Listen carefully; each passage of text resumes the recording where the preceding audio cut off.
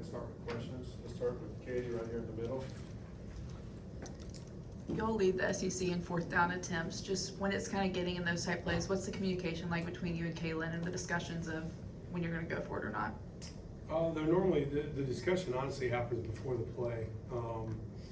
So we're pretty dialed going into the football game as far as what we think our go rates are in different situations. So typically when I start a series, I'll know what the go is for that. Like on first down, I'll know what the go is. So leading up to that play, there's really not a ton of deliberation unless we've run out of calls. And if I don't feel great about the calls we have left on the sheet, I'll tell Kaylin, hey, my best stuff's gone. We probably need to think about punting here. So it's not too bad. We've kind of been through it a few times. Jump to the right side, let's go to Charlie. Yeah, Coach, do you feel like you guys left quite a bit of money on the table at Missouri, and what do you kind of do to kind of fix and finish some of those drives? I want to temper my response there.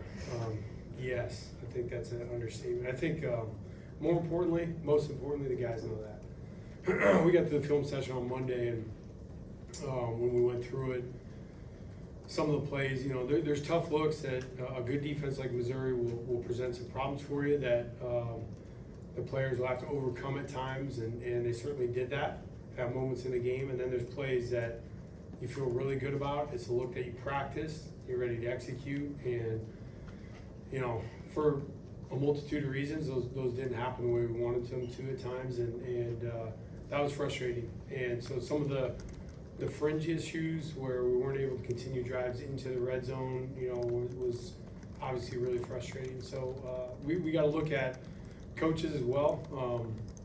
It can't just be a player's thing, because it's not just a player thing. So what are the plays that we're good at running? What do our players do well? What do we execute well? And we got to make sure that we find the best way to get our guys in those positions and be honest about the film we're watching. So we certainly did that, and I always tip my cap to the guys because they're very open to that. They listen, they'll take coaching, they'll understand that their coaches are going to fight for the best opportunity for them as well. Let's go to Chase on the left side. Ty seems to be pretty unbothered by blitzing. He's had a lot of success against the blitz. Can you just speak to that quality of his and how uncommon it is in quarterbacks to be able to handle that and burn a defense that's bringing extra men? Yeah, I think if any quarterback, Ty's no exception to that. Certainly, more experience the better. And certainly Ty has had some pressure-packed moments that he's had to deliver under pressure, and he just keeps getting better at it. And fortunately for us, we play defense in the spring and in camp that pressures a lot. So I think there's something to that your quarterbacks can get used to that when they have to throw against pressure. And for him, I think you go back to the Florida State game, which I don't want to rehash stuff, but just the improvement he's made as a quarterback since then. I thought he made some plays that, in my opinion, the play he makes on 4th and 7 to Latsier. Big time quarterbacks in high pressure situations make those throws, and he did. And so I just, tip the cap to Ty. He's just been very steady on his preparation, very critical of himself.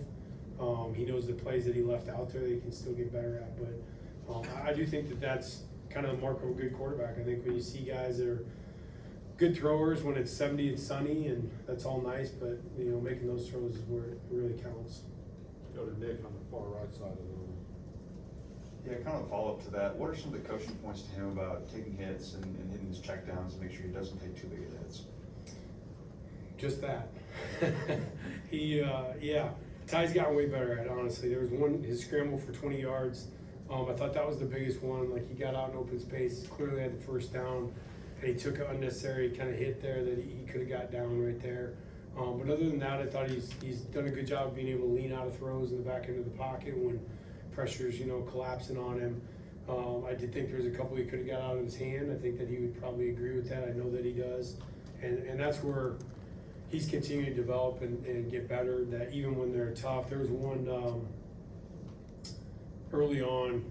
We had a play action pass. He was pressured. He got the ball out of his hand immediately. Got the jam for like 3 yards. But 3 yards, 2nd and 7 is way better than 2nd and 17. So those are the things that I think he's continuing to build on. We have 2 on the front left. We'll start with Emily Grace and then go to Colin. What's the next step in Michael Carroll's progression as he continues to get game experience? Yeah, Michael, when the game's moving fast, he's just got to be able to do the same. You know, honestly, there was one pressure pickup that Michael MA'd on in the game, and super encouraging. We're having a unit meeting. I call Michael out in front of everybody, and you know, whose fault was this? Who's the MA here? And you know, Michael takes full accountability. It's mine. What was the call? Is it take it right call? He had the whole thing down. He knew exactly what should have happened, who the running back. So he was immediately able to articulate what should have happened in the play. And the growth that you can see from a young player like that just proves to me that he is very close to being able to be an every down guy. Go ahead, Colin. Here, kind of back to Ty. I'm curious, over the course of, you know, say 6 games here, is there anything specific about his throwing motion or throwing mechanics that you want to see improved over the back half of the year, or what kind of comes to mind with that? No, I think Ty's big thing. He's been working really hard on throwing on the run. I think that's one of the things that all quarterbacks, I don't know if you have enough practice time to make sure you emphasize that enough. I think accurately throwing on the run, whether it's under duress or designed plays, is one of the things that you have to work the most. And I know Ty's worked really hard at that. I think other than that, I think he's a clean thrower. He's worked at taking the pad off of his ball. And I thought he's way better on the back end of his drop. He was a little bit jumpy early in the season where he's too dramatic on the back end. So just seeing the calmness in the back end of his drop and throwing on the run. Justin in the back left. You guys leaned on Daniel Hill to pick up some tough runs late in the game, as well as you've trusted him enough to throw him the football late in the game. What does that mean about his skill set that you guys can trust him late in the game and pick up tough yards as a bigger back?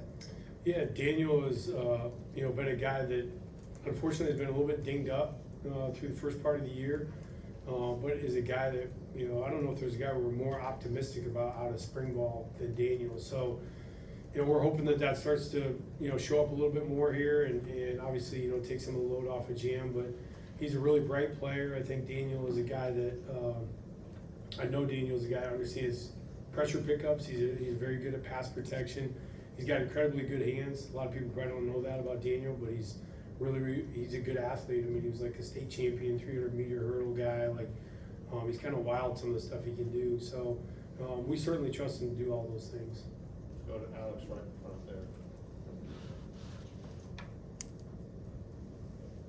I want to circle back to the right tackle spot. Just how you think Wilkins done there and the balance between him and Michael and what you kind of like to see from that position moving forward.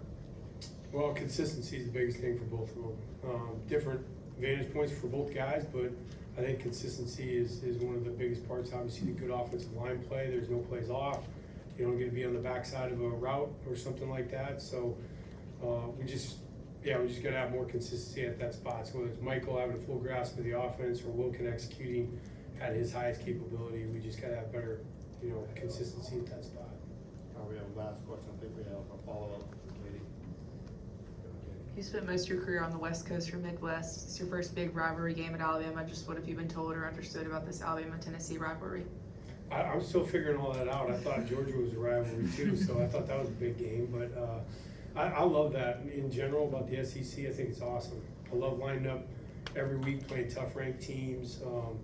Our guys, our players are up for it. It's one of the best parts about being in Alabama, honestly, is like you think about playing Tennessee at home and what that stadium is going to be like and where our players are going to be at. It's going to be a lot of fun. Thank you, Coach. Yep. Thank you.